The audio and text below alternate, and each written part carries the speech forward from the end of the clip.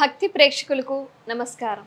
ఈరోజు మనతో ఉన్నారు ప్రముఖ జ్యోతిష శాస్త్ర నిపుణులు కోయ గురూజీ పి బ్రహ్మం రాజు గారు. నమస్తే గురుగారు. నమస్కారం. గురుగారు, రియల్ ఎస్టేట్ అనేది అందరూ చేసే పనే, కానీ ప్రతి ఒక్కరికి అది కలిసి రాదు. ఎవరికి కలిసి రావాలో వాళ్ళకి మాత్రమే వస్తుంది. అంటే రియల్ ఎస్టేట్ చేసే విధానంలో కూడా ఒక్కొక్కరు ఒక్కొక్కలా చేస్తూ ఉంటారు, మనం చూస్తూ ఉంటాం. కానీ వాళ్ళ జాతకాలలో ఉండే రాసులు కావచ్చు, ఆ దోషాలు కావచ్చు, వీటి వల్ల కూడా రియల్ ఎస్టేట్లో మనం చేసే దాన్ని ఆ పనిని బట్టి మార్పులు జరుగుతాయని అంటూ ఉంటారు. నిజంగానే అలా జరుగుతుందా? జాతకానికి రియల్ ఎస్టేట్కి సంబంధం ఉందంటారా మీరు? ఓం నమ శివాయ. అమ్మ, జాతకం అనేది వేరు, ఇది మనం చేసుకునే వృత్తిది వేరు. అయితే చదువుకున్నవాడు ఆ పని చేస్తాడు, చదువు లేనివాడు రియల్ ఎస్టేట్ చేస్తాడు. ఏ వ్యాపారమైనా చేయొచ్చు. అయితే ఇందులో ఏంటంటే ముఖ్యంగా రియల్ ఎస్టేట్ చేసుకునే వాళ్ళు ప్లాట్లు అమ్మడం కానీ, అక్కడ కొని ఇంకో చోట అమ్మడం కానీ ఇలాంటివి చేస్తుంటారు. అందులో ఆ రియల్ ఎస్టేట్లో ఉండే వాళ్ళకి దానికి సంబంధించిన కొంతమంది బ్రోకర్స్ ఉంటారు. వాళ్ళు ఏంటంటే అక్కడ పలానా చోట అమ్ముడు పోయే ప్లాట్ ఉంది, పలానా చోట నీకు ఇన్ని ఎకరాల స్థలం ఉంది, ఇన్ని ఎకరాల ల్యాండ్ ఉంది, ఇల్లు ఉంది, ఇలా చెప్పుకుంటూ పోతుంటారు కొంతమంది. అయితే వాళ్ళు ఏంటంటే ఈ ఇల్లు అమ్ముకొని మేము వెళ్ళిపోవాలి అనుకున్న వాళ్ళు, ప్లాట్ అమ్ముకొని పోవాలి, ఈ పొలం అమ్ముకోవాలి అనుకునే వాళ్ళు డైరెక్ట్గా మనం మాట్లాడలేరు. బ్రోకర్ ద్వారా కొంతమంది పోతారు. కొంతమంది అయితే రియల్ ఎస్టేట్ చేసే వాళ్ళ దగ్గరికే నేరుగా పోతారు. పోతే మాకు ప్లాట్ ఉంది, ఇది అమ్ముడు పోవాలండి, మీరు కమిషన్ ఎంత ఏమిటి అని మాట్లాడుకునే వాళ్ళు ఆలోచిస్తుంటారు. అయితే ఈ వ్యాపారం చేసే వాళ్ళకి ఎక్కువగా ఏంటంటే ఫాలోయింగ్ ఎక్కడ ఉంటుందా అంటే ఎక్కువగా జనాలతో చెప్పుకునేదే ఉంటుంది. వీళ్ళకి ఏది ఎక్కడ ఉంది, ఏ వస్తువు ఎక్కడ ఉంది, దానికి ఏమిటి, తూర్పు ఫేసింగ్ ఎలా, వెస్ట్ ఈస్ట్, నార్త్ సౌత్, ఇట్లా కొన్ని ఫేసింగ్లను బట్టి కొన్ని ప్లాట్లు, ఇల్లులు, కొన్ని పొలాలు ఉంటాయన్నమాట, పంట పొలాలు. వీటన్నిటికీ ఈ రియల్ ఎస్టేట్ చేసే వ్యక్తి దాన్ని గట్టిగా తీసుకొని దీన్ని ₹1 అదనంగానే చెప్తాడు అవతల వాళ్ళకి. ఎందుకంటే అదనంగా చెప్పినప్పుడే యువతల వాళ్ళకి దాంట్లో ₹1 ఆదాయం వస్తుంది, తను ఇచ్చే కమిషన్లో ₹1 ఇతనికి వస్తుంది. అట్లా రియల్ ఎస్టేట్ బిజినెస్ చేసుకుంటూ పోయేవాళ్ళు చాలామంది ఉన్నారు. ఇప్పుడు కొద్ది రోజుల కాడి నుంచి రియల్ ఎస్టేట్ డౌన్ అయింది.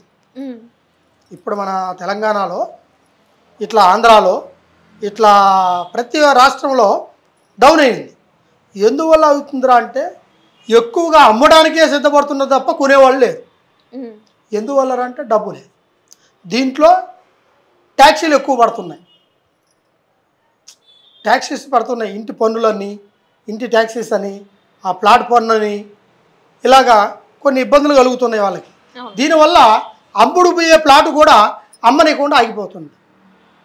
వాళ్ళు కొనుక్కునే వాళ్ళు కూడా కొద్దిలోకి వచ్చి ₹10 బేరవాడి ₹5కే కొంత ముగించుకుని పోయే వాళ్ళు ఉన్నారు. వచ్చిన వరకు చాలే, మనకి అమ్ముడు పోతే చాలే అనుకునే వాళ్ళు ఉన్నారు.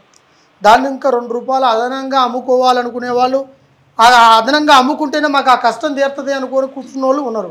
అట్లా చాలా వరకే రియల్ ఎస్టేట్లో నష్టపోయిన వాళ్ళు ఉన్నారు. దాంట్లో పెట్టుబడి పెట్టి దాన్ని ఇంకా అమ్ముతూ ప్లాట్లు కొని అవి అమ్ముడు పోకుండా ఆగిపోయిన వాళ్ళు ఉన్నారు. అంటే ఇక్కడ అందరూ అమ్మే వాళ్ళే కనిపిస్తున్నారు కానీ కొనేవాళ్ళు తక్కువ. ఎందుకంటే డబ్బు లేదు కదా. మరి ఇప్పుడు డబ్బు ఉండేది, డబ్బు అందరికీ ఉంటే వాళ్ళందరికీ కొనుక్కోవాలి. ఇప్పుడు ప్రతి ఒక్కరికి మంచిగా మిద్దెలు కట్టుకోవాలి, మంచిగా బతకవాలని చాలామందికి ఆశ ఉంటుంది. తర్వాత వాడు ఉండటానికి ఇల్లే అలా అనుకునే వాళ్ళు ఉంటారు. కానీ కొంతమంది ఇల్లు ఉండి కూడా, అన్నీ ఉండి కూడా, అన్ని సౌకర్యాలు ఉండి కూడా వాళ్ళు ఇంకా కొత్తదనాన్ని కోరుకుంటున్నారు. ఇట్లా మరి అప్పుడు లేనివాడు, డబ్బు లేనివాడు ఎలా కొంటాడు ఆ ప్లాట్ని? ఇప్పుడు మామూలుగా చూసుకుంటే గజం రేటు ఎంత ఉంది, ఆ ప్లాట్ విస్తీర్ణ రేటు ఎంత ఉంది, దీన్ని బట్టి చూస్తే పెరుగుతూ పోతుంది. అంచనాలకి బంగారం కంటే ఎక్కువ రేటు పెరుగుతుంది. అప్పుడు కొనేవాడు తక్కువ అవుతున్నాడు, అమ్మటానికి సిద్ధపడేవాడు ఎక్కువైపోయినాడు. గతంలో డబ్బు ఉన్నవాడు ఆస్తులు కొనిపెట్టేసుకున్నాడు, వాడు దాన్ని అమ్మకం కోసం పెట్టుకోవడం కోసం కూర్చున్నాడు, అది అమ్ముడు పోవట్లేదు. ఇట్లా అమ్ముడు పోకుండా చాలా వరకు ఇబ్బంది పడుతున్నారు.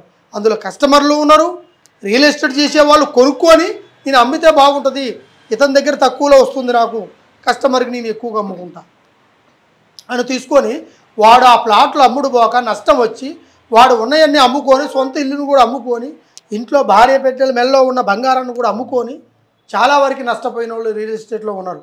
ఇంకా కొంతమంది నష్టపోతూనే ఉన్నారు. అందులో కొంతమంది బిల్డర్స్ కూడా తయారయ్యారు.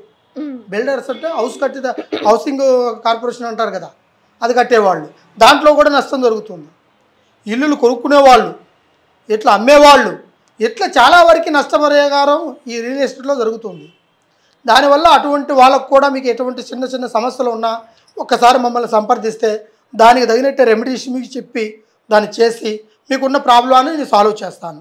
సర్వేజన సుఖనో భవంతు. ఓం నమ శివాయ. హర హర మహాదేవ. ఈ కింద కనబడే కాంటాక్ట్ నెంబర్ని ఒకసారి కాంటాక్ట్ చేయండి.